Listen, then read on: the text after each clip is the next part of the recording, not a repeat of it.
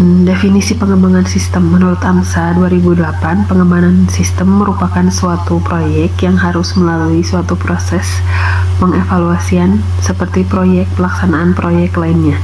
Sedangkan menurut kami tahun 2008, pengembangan sistem dapat berarti menyusun sistem yang baru untuk menggantikan sistem yang lama secara keseluruhan atau untuk memperbaiki sistem yang sudah ada.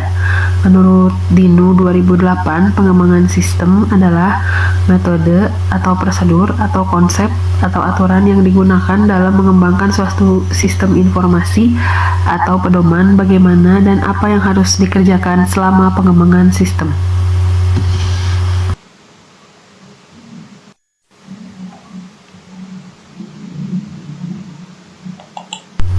Kebutuhan analisis dan sistem informasi.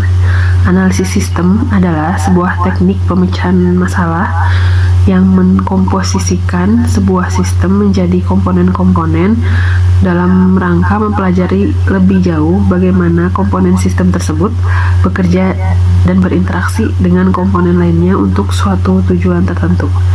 Dan mengapa analisis sistem diperlukan? Satu, sebagai problem solving, yakni mengasumsikan sistem lama yang tidak berfungsi sesuai kebutuhan dan memerlukan perbaikan. Kemudian selanjutnya kebutuhan baru dalam organisasi sehingga perlu dilakukan modifikasi sistem. Kemudian adanya teknologi baru dan selanjutnya keinginan meningkatkan performansi sistem secara keseluruhan. Kemudian aktivitas dalam analisis sistem hendaknya dapat menjawab pertanyaan umum sebagai berikut. 1. Mengapa sistem baru dan apa yang akan dibangun? Kemudian kedua, sistem apakah yang akan dimodifikasi atau ditambahkan pada sistem lama?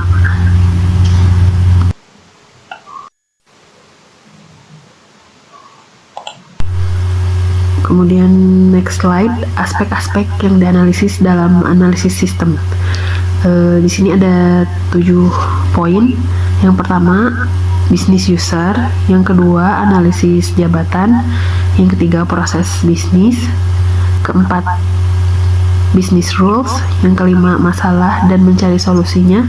Yang keenam, business tools. Dan yang ketujuh, business plan. Dan desain sistem harus mempunyai unsur-unsur. Pertama, analisis sistem digunakan untuk menjawab pertanyaan what. Desain sistem digunakan untuk menjawab pertanyaan how. Dan yang ketiga, desain sistem harus berkonsentrasi pada bagaimana sistem dibangun untuk memenuhi kebutuhan pada fase analisis.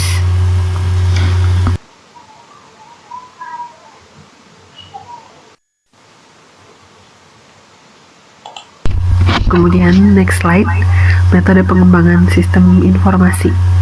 Terdiri dari metode System Development Life Cycle atau disingkat SDLC. Di dalam SDLC terdiri dari beberapa fase yang dimulai dari fase perencanaan, analisis, perancangan, implementasi hingga pemeliharaan sistem. Kemudian yang B terdapat metode Rapid Application Development atau RID. RID merupakan model proses pengembangan perangkat lunak yang bersifat instrumental, terutama untuk waktu pengerjaan yang pendek. Selanjutnya ada metode prototyping, metode spiral, dan metode framework for the application of system technique atau disingkat FAST.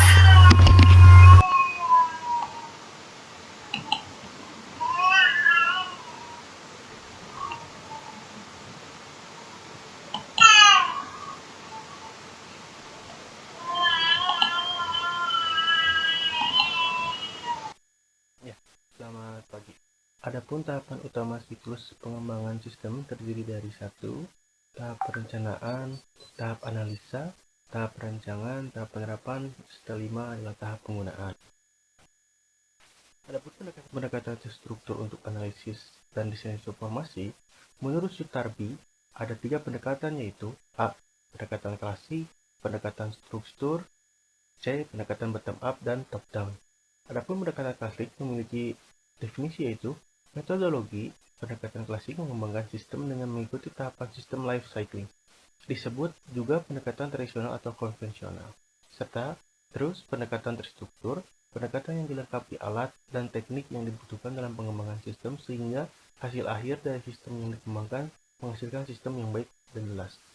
Serta pendekatan bottom up atau top down. Bisa kita baca, pendekatan bottom up dimulai dari level bawah organisasi, yaitu level operasional, tempat transaksi dilakukan. Pendekatan dimulai dari level atas organisasi, yaitu level perencanaan strategis. Pendekatan yang dimulai dengan mendefinisikan sasaran-sasaran dan kebijakan organisasi. Berikutnya atau selanjutnya, model pengembangan sistem informasi manajemen waterfall model. Waterfall model ini disebut classic life cycle. Model ini dilakukan pendekatan secara sistematis dan urut mulai dari level kebutuhan sistem, lalu menuju ke tahap analisis, desain, coding, testing, dan maintenance. Ada 5 tahap dalam model waterfall, yaitu requirement analysis, system design, implementation, iteration dan testing, operation, dan maintenance. Serta yang kedua adalah model V. Model ini merupakan perluasan dari model waterfall. Disebut sebagai perluasan karena tahapan-tahapannya mirip yang terdapat dalam model waterfall. Jika dalam model waterfall, proses dijalankan secara linear. Dalam model V, proses dilakukan secara bercabang. Alternatif pengembangan sistem. Pengembangan sistem metode alternatif dapat berupa pengembangan sistem metode 1.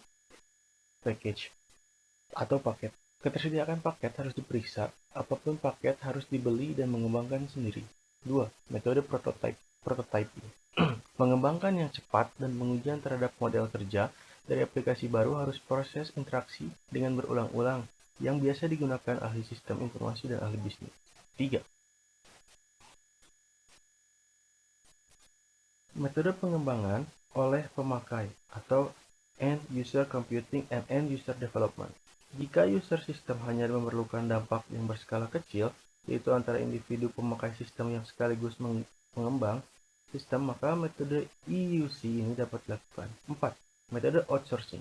Metode yang menggunakan pihak ketiga atau menangani atau membangun sistem perusahaan dengan cara membeli aplikasi dengan vendor. Selanjutnya, terima kasih.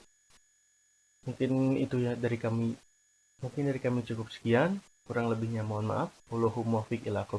Wassalamualaikum warahmatullahi wabarakatuh.